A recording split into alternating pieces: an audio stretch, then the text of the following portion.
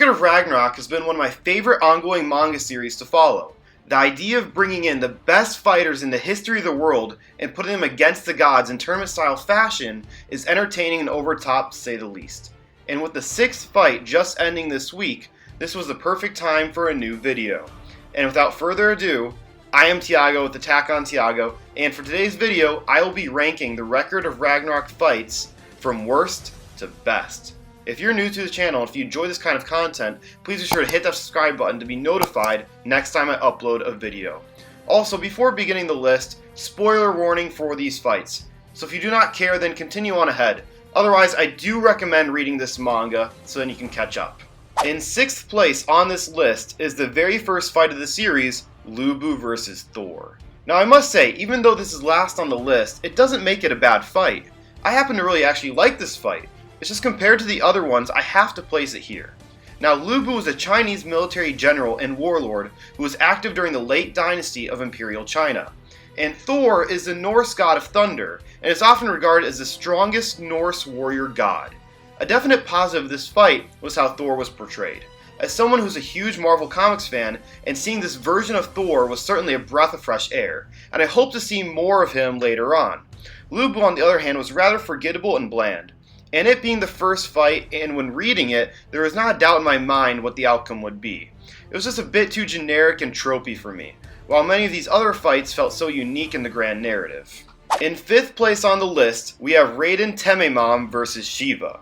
Now, Raiden was a Japanese sumo wrestler, and is considered to be the strongest and greatest Rikishi in history. Shiva is the Hindu god of destruction, and is considered one of the greatest brawlers amongst the gods. Now, this was a badass hand-to-hand battle. To me, what makes this fight so good, though, is this was the first time a god felt like an underdog with Shiva. Shiva, during the course of the series, was being mocked and trampled on, and in the first moments of the fight, Shiva gets one of his 4 arms ripped off. We've never seen a god portrayed in that manner before. Both character backstories were also very interesting, but again, Shiva to me was the highlight, with his ending transformation being one of the coolest in the entire series. Now, with Raiden, he was certainly enjoyable, but I just never felt attached with him, which drops his fight down to 5th place. In 4th place on this list, we have Sasaki Kojiro vs. Poseidon. Sasaki Kojiro was a famed Japanese swordsman and is referred to as history's greatest loser, earning this nickname due to his loss against another swordsman named Musashi Miyamoto. Poseidon is the god of the seas, and is not only Zeus's brother, but was nicknamed the most fearsome god by many other gods. Just off nicknames alone, you can see why this fight is interesting. A loser versus a winner, essentially. This fight was amazing to say the least. Both fighters felt very fleshed out with their backstories, and they really nailed Poseidon's portrayal as an antagonistic figure. But it was Sasaki who stole the fight.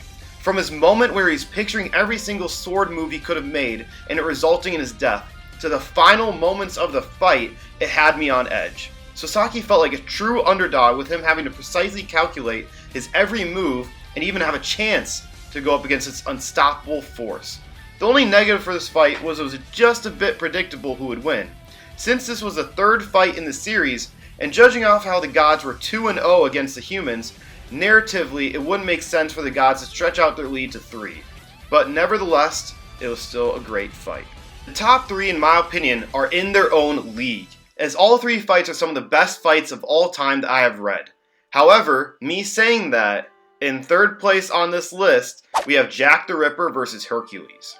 Jack the Ripper was an infamous serial killer during the late 19th century in London, while Hercules was a former Greek demigod before he ascended to godhood after completing several trials. This fight marked the first villainous figure to fight for humanity's side, to the point that even the human crowd were cheering against him during the fight. But anyways, let's get into why this fight was great. This is the only fight in the series that has a setting change, taking place in the streets of London per Jack's request. Even though Hercules was an awesome character, from how he was defending humanity to his portrayal in this fight, it was all cool. But Jack the Ripper highlighted this fight, essentially playing mind games with Hercules the whole time and tricking him on every move he made. The unpredictability of Jack's moves led to a very engaging fight that really caught me off guard all the way until the final moments. It was such a uniquely done fight that really showcased the classic battle of brains versus brawn. In second place on the list, we have the newest fight, Budha versus Bishamonten. Budha was a former philosophical figure who attained enlightenment and ascended to godhood in founding Buddhism.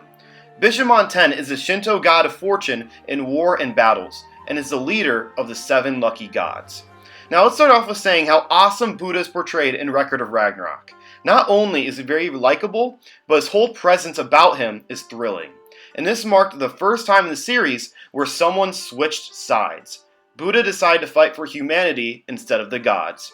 And also occurring in this fight was Bishamonten's multiple transformations. At first it was looking like Budha would fight him head on. Then all the lucky gods fused together to become Zerofuku, the god of misfortune. And then after that amazing engagement, Zerofuku was absorbed into Haijun, who is a legendary berserker of the Netherworld and demon lord of the 6th heaven.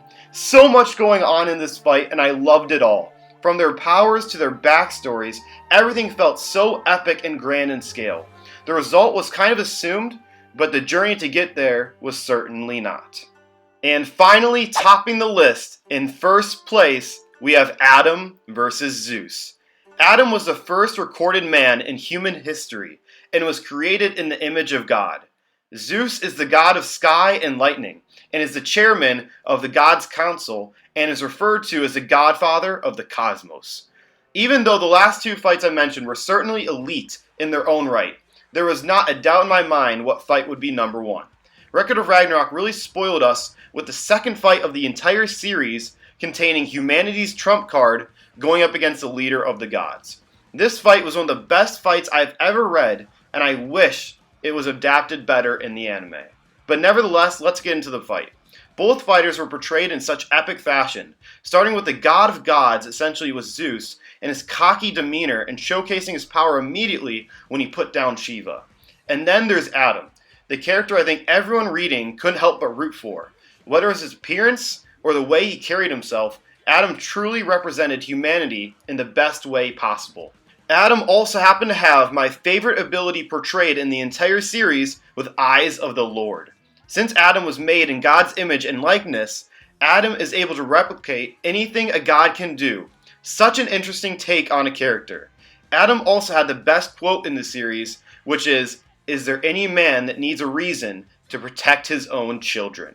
So badass.